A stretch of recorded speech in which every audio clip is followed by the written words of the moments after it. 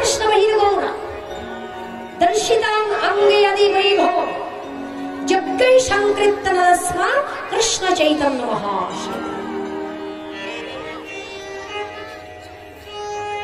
বলেন দেহের মধ্যে যে আমার চিত্তটা রয়েছে, চিত্ত বলে আমরা বলি ভগবান আছে, অথচ কেন দেখতে পারি না? ভগবান আছে কিন্তু কেন দেখতে পারি না? এটা তো আমরা মানি যে ভগবান আছে, আছে তো দেখতে পাই না? আমি দেখতে পাই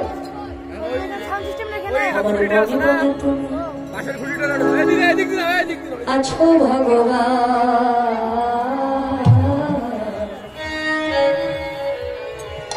চোখ বলে তুমি না, আমার মনে বলে তুমি আছো ভগবান, চোখ বলে তুমি না।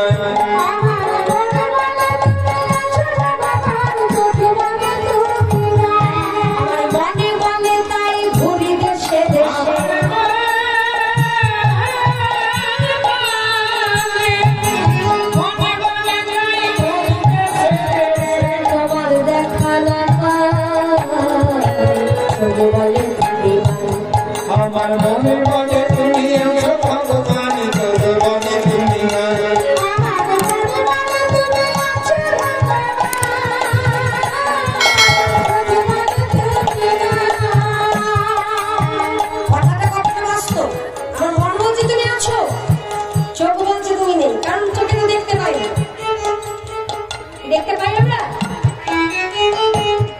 আমার মনে বলে সাবিত্রী লতা গাছে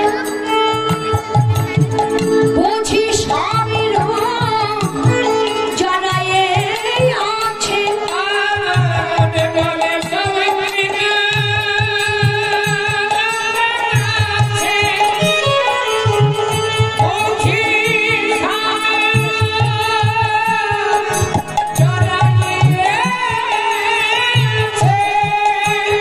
আমার চোখে বলে তাই সান্ত্বনা দিয়ে, চোখে বলে তাই সান্ত্বনা দিয়ে, আমার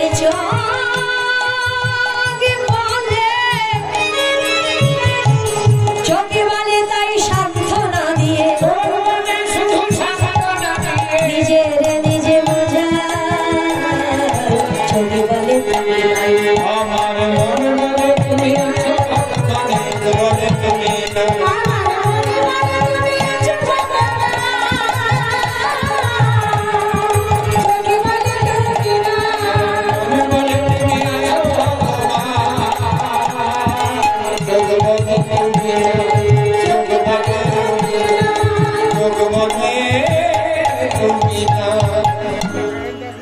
হরে কৃষ্ণ।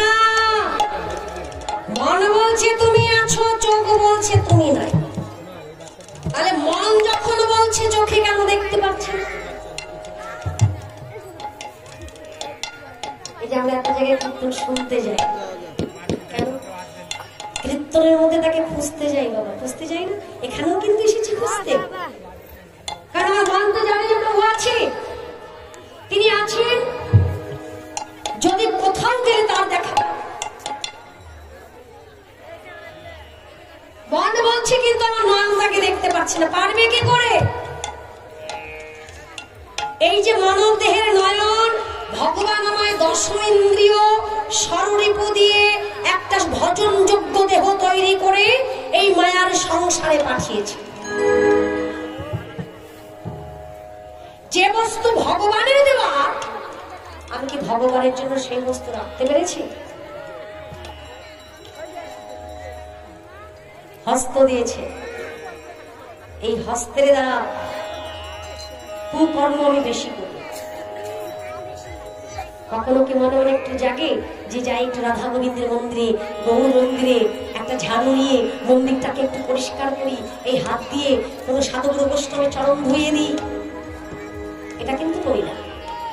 চরণ দিয়েছি, চলতে পারি, দেশ ভ্রমণ করছি, কিন্তু সৎসঙ্গে যাওয়ার জন্য আমার এই চরণ দুটি কিন্তু এগিয়ে যায়। কর্ম দিয়েছে,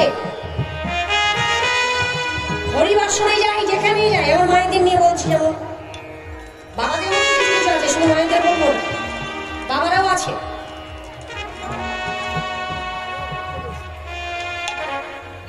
একদম নিজেদের দোষ ঢাকবেন না বাবা। আমি শুধু মায়েদের বকি বলে শুধু বাবারাও জয়ী হয়ে যাবে তা তো বললে হবে না। মাঝে মধ্যে এরা তো লক্ষ্মীমতী, এদের যদি বলা হয়, পাশাপাশি আপনাদের যদি একটু বলে আনন্দ পায়। হরিবাসরেই যাই, যেখানেই যাই, আগে ওই কাউকে দেখলো, দিদি ভালো আছো, তোমার সঙ্গে কে কে এসেছে গো, মানে যত রাজ্যের গল্প যেন এই হরিবাসরে আসলে মনে পড়ে।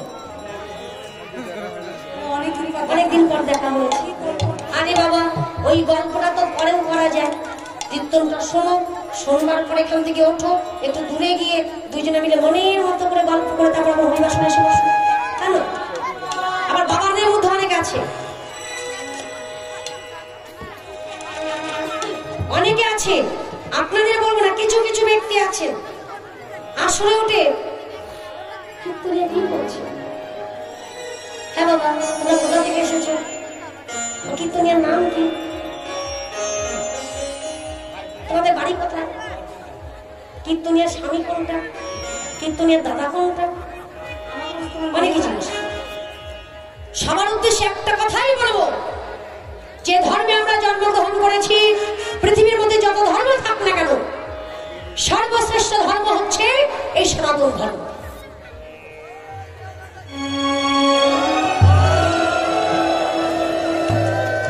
আজকে আমাদের এই ধর্মটা দিনে দিনে রসাতলে কেন যাচ্ছে জানেন তো না? কারণ আমাদের মধ্যে একতা নেই।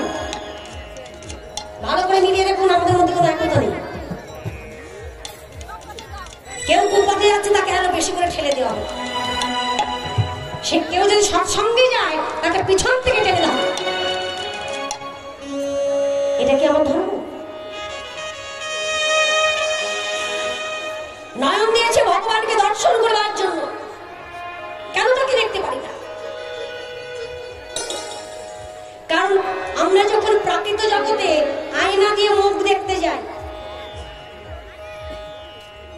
আয়না দিয়ে যখন মুখ দেখতে যাই, আয়নার মধ্যে যদি কাদা লেপা থাকে, ওই আয়নার মধ্যে নিজেকে দেখা যাবে? কি দেখা যাবে? অন্ধকার। আপনি নয়ন দুটো বন্ধ করুন, ভগবানকে দেখতে পারবেন না। কি দেখতে পাবো আমরা? অন্ধকার। কেন অন্ধকার দেখতে পাই? ওই যে আয়নার উপরে যেমন কাদা লেপা থাকে, যার কারণে নিজেকে দেখা যায় না, চারিদিকে অন্ধকার, ঠিক তেমনি ভাবে আমি নয়ন দুটো যখন বন্ধ করি না, অন্ধকার এই কারণেই দেখতে পাই। আমার গৌর হরিকে এই জন্যই দেখতে পাই না, কারণ আমার এই নয়নের উপরে মায়ার কাদার লেপা রয়েছে।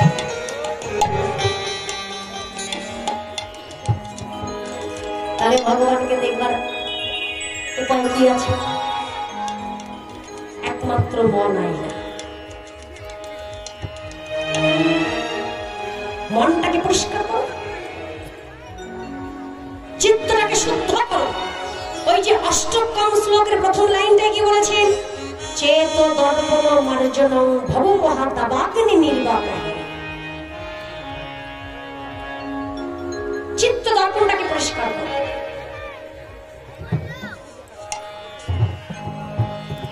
চিত্ত মানে মন, দর্পণ মানে আয়না। মন আয়নাটাকে পরিষ্কার করো। পরিষ্কার করবার পর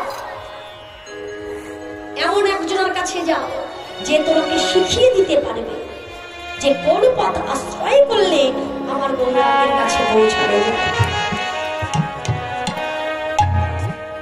শিখতে হবে, না শিখলে কিছু হয় না। আমি যেটা জানি না, একটা বাচ্চাও কিন্তু সেটা জানে হয়তো। তাহলে একটা বাচ্চা যদি জানে, তার কাছ থেকে শিক্ষা নিতে আমার লজ্জা কিসে?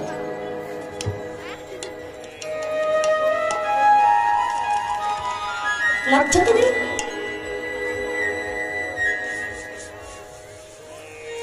এই যে অন্তকৃষ্ণ বাহির গৌরা, এই যে শ্লোকটি, এই শ্লোকটির মধ্যে ভগবানকে শ্রদ্ধা এবং এটাও জানানো হয়েছে যে ভগবানকে তুমি পাবে কি করে, আমার গৌরাঙ্গকে পাবে কি করে।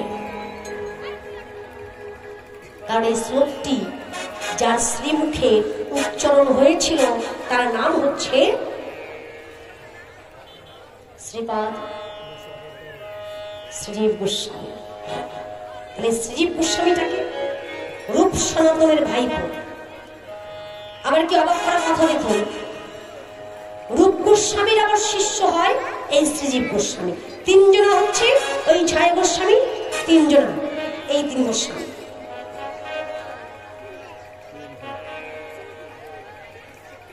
তাহলে রূপ গোস্বামী আর সনাতন গোস্বামী এরা তিন ভাই, দুই ভাই,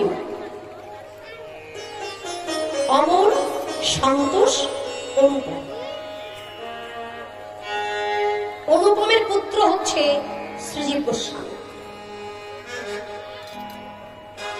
আর অমর, সন্তোষ এরা হচ্ছে একজনা হচ্ছেন অমর, পরবর্তীতে নাম হলো বদিরখা, দ্বিতীয় ধাপের কথা এটা। আর সন্তোষের নাম হলো শাখর মল্লিক। নাম দুটো শুনে এটা বুঝতে পারছেন এই নাম আমাদের সনাতন ধর্মে কারো হতে পারে না।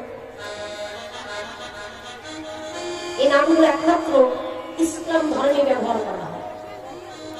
কারণ এই নাম দুটো যে দিয়েছিলেন তিনি হচ্ছেন তৎকালীন আমাদের সারা বাংলা যিনি শাসনকর্তা ছিলেন নবাব হোসেন শাহ।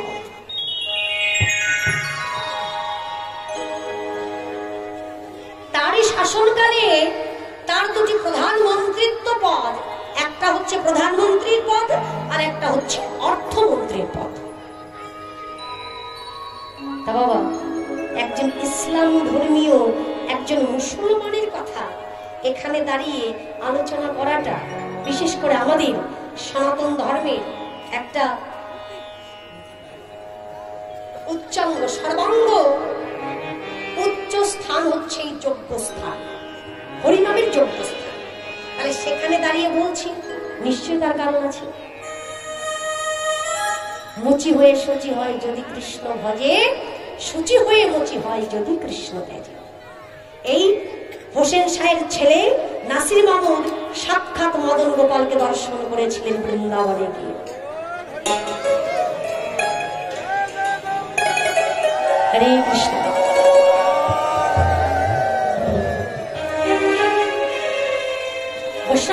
বললেন হোসেন শাহ বড় বুদ্ধিমান ব্যক্তি ছিলেন। তিনি জানতেন একই পরিবারে দুই ভাইকে যদি, আবার হিন্দু ব্রাহ্মণ, জাতিতে সনাতনী, ধর্ম সনাতন, আবার জাতিতে ব্রাহ্মণ, আবার একই পরিবারে যদি সবাই জানতে পারে তাহলে তো আমার ধর্মের মধ্যে একটা অশান্তি সৃষ্টি হয়। তার বুদ্ধি খাটিয়ে কি করলো, দুই ভাইকে দুটো নামকরণ করে দিল। এইবার দুই ভাইকে দুটো পদ দিয়ে দিলেন। একজনা হলো কে, সনাতন গোস্বামী হলো সারা বাংলার প্রধানমন্ত্রী, আর রূপ গোস্বামী হলেন সারা বাংলার অর্থমন্ত্রী। এদের ভাইকে জীব গোস্বামী পাদ বৃন্দাবনে বসে বসে রাধা গোবিন্দের প্রেম বৈচিত্র্য নিয়ে একটি গ্রন্থ রচনা করলেন। ওই গ্রন্থটির নাম হচ্ছে ষট সংদর্ভ বা ছয় সংদর্ভ। কোন গ্রন্থ লিখে সেই গ্রন্থটা কারণ উৎসর্গ করতে হয়। তাই জীব গোস্বামী তার চিন্তা করলেন আমার এই গ্রন্থটা আমি কার নামে উৎসর্গ করব। এই গ্রন্থের যোগ্য স্থান একজনাই, যোগ্য ব্যক্তি একজনাই, সে আর কেউ নয়। তিনি হলেন শ্রীকৃষ্ণ চৈতন্য মহাপ্রভু।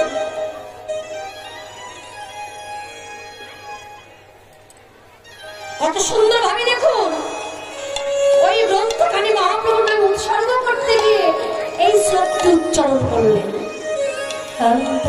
কৃষ্ণ বহির গৌর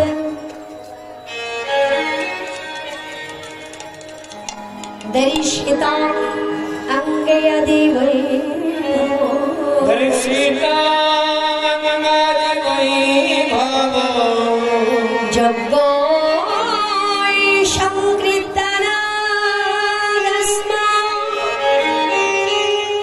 कृष्ण चैतन्य महाश्वेता कृष्ण चैतन्य महा